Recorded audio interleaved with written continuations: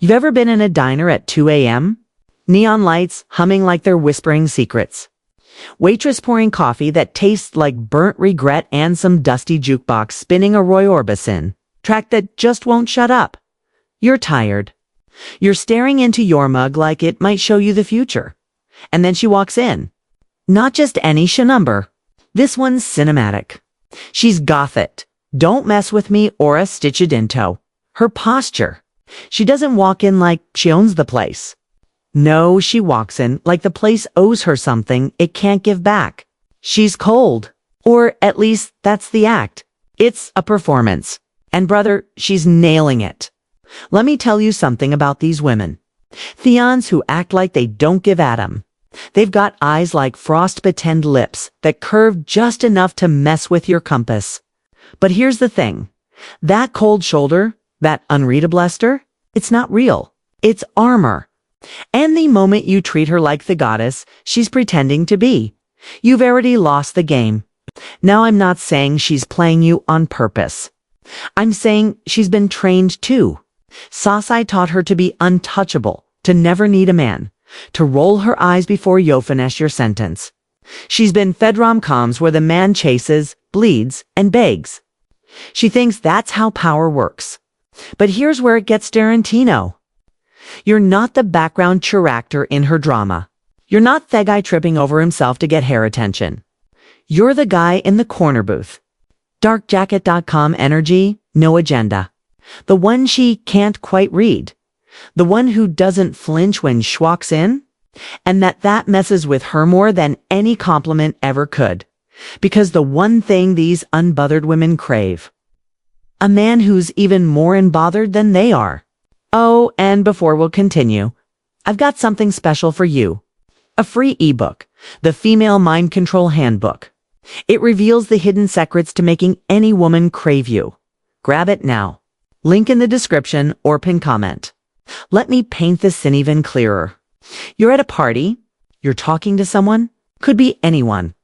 A friend, a stranger, someone's cousin with an annoying laugh. And she's across room holding a glass, not drinking, it eyes bouncing around the crowd like she's scouting weakness. But then she sees you and your laughter, that relaxed, effortless laugh hits her like a knife wrapped in silk. She blinks. Her fingers tighten on the glass. Sheer adjusts, her posture, her dress, her musk. But in that brief slip, that flicker, before the lights come back on, you see her. You see the real her? And that moment, that's the crack. The one underscore in her Iron Woman armor. Now, here's where most guys screw up. They react to the crack. They pounce. They ask if she's okay. They lean in too hard, too fast. But you don't move back. You're not trying to win her. You're just collecting data. She plays school. So do you. She pretends she doesn't see you. You don't even blink, Beckos. You understand what 95% of guys don't. The more a woman acts like she doesn't care, the more she's afraid she does. Now, I know what you're thinking, but what if she's genuinely not into me? Great question. Here's the kicker. You didn't care. And that's not arrogance. That's freedom. You're not here to read every twitch like a desperate poet. You're not here to dance for hair approval. You're here to exist quietly, powerfully, stoically. And when you doth it, you become unforgettable. The mystery she didn't plan on thinking about. The name she doesn't say, but Googles at 3:17 a.m. The man she one tadmit shook her foundations. Not by Kausu chased, not because you begged, but Bekkozu didn't flinch when she tried to freeze you out. You saw through the act. And my God, she hates that Beccazino one's ever done that before. Everyone believes her performance. They fall for the cold. They tried to melt the ice with words, flowers, attention, worship, but you let the ice be ice. You didn't try to change her. You just see her. And in a world of thirsty clown sand, love-struck fools, that kind of stillness, that kind of stoic composure, it's terrifying. It's thrilling. It's Tarantino. Cool. So when she acts like doesn't care, you don't question it. You nod. You sip your drink. You let Thurald turn. Because deep down, beneath the show, beneath all thought, perfectly practiced apathy, she's shoping, praying that you'll be the one man strong enough to see through it. And you already did. Scene 2, the sign, the slip-up inner composure. The devil isn't in details. He's in the glitch. That one tiny moment when her script slips. When I don't care mass drops, just Longino for you to see her pulse spike. Let me take you there. She's got that distant energy again. She's looking through you, not at you. Like she's already 3 moves ahead playing chess while you're still setting the board. But then, boom, it happens. You make a joke, not even a great one. The kind off joke that's more about rhythm than punchline. But her eyes flash. Just at which, a second too long on your lips, a smile that's there, then gone. That's the sign.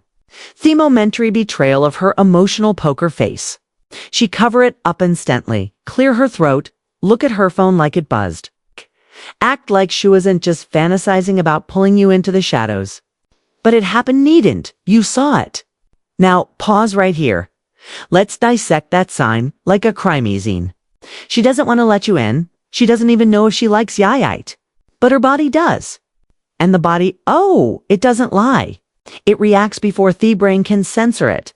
See, women who act like they don't care, they practice that look in the mirror. They've fine-tuned Ned's art of emotional detachment. They've voipized indifference. But here's what they can't control. The dilation off their pupils. The breath that stutters mid-sentence. The subconscious lean in. The laugh that slips out when she meant to roll her eyes. That's the glitch. That's your Tarantino zoom shot. Camera pans in slow. Her eyes widen. Your brow rises. The jukebox cuts to silence. She's exposed just for a second.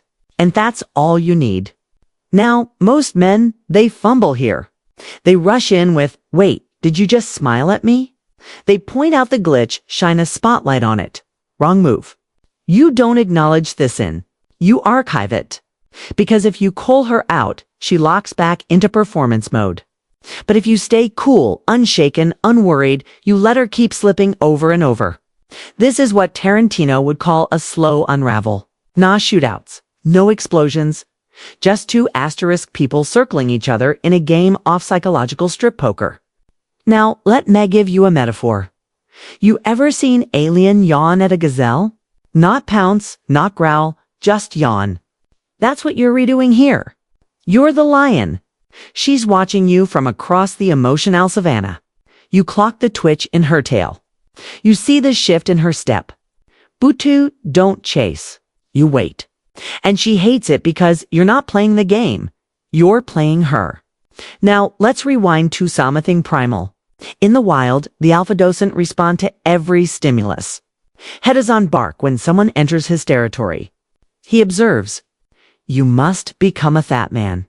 The one who catches the slip, the blush, the breath, and files it away like intel. And while you're at it, let him sprinkle in some stoicism for flavor. He who angers you controls you.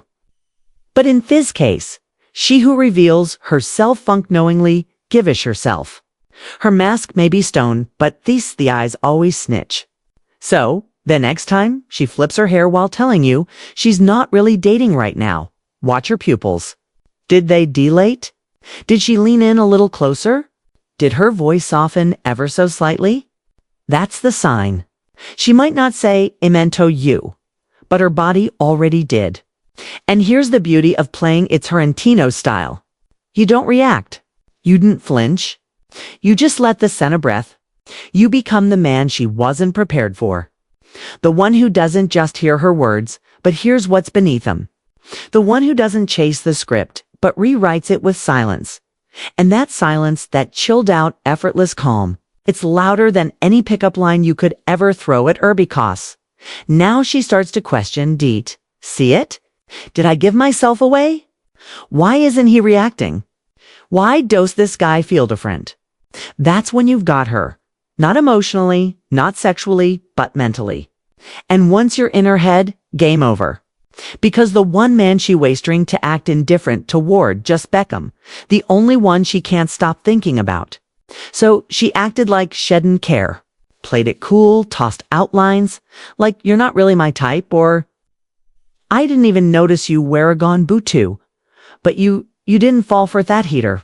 You watched like a director bend the lens, zoomed in on the glitch in her performance, caught the stutter, the slip, the softening. That's themamin a regular guy would have missed. But you didn't because you're not chessing. You're studying. You're not desperate. You're dangerous. You're not looking for approval. You're the one writing the whole damn story. And if you made it this far, you've already proven something most men never will. You're not afraid of the pause. You're innate afraid of being misunderstood. You know that the loudest message a woman sends is the one she never meant to send. That, my friend, is stoicism in motion. That's Tarantino with a side of Marcus. Aurelius, that's a man who doesn't just get women, he gets himself. So the next time she gives you that cold shoulder, remember, it might not be frost, it might just be a fire she's too proud to admit is burning. Let her act like she doesn't care. Just don't miss the sign. Now, if this hit different, if this felt more like a film than a video, smash that subscribe button like it owes you money. Because around here, we don't do fluff. We do truth dressed in leather and lit like a noir scene. Turn on the bell icon, Beckhouse. The next episode is going to blow your damn mind. This is stoicism. This is cinema. This is where the quiet men rise.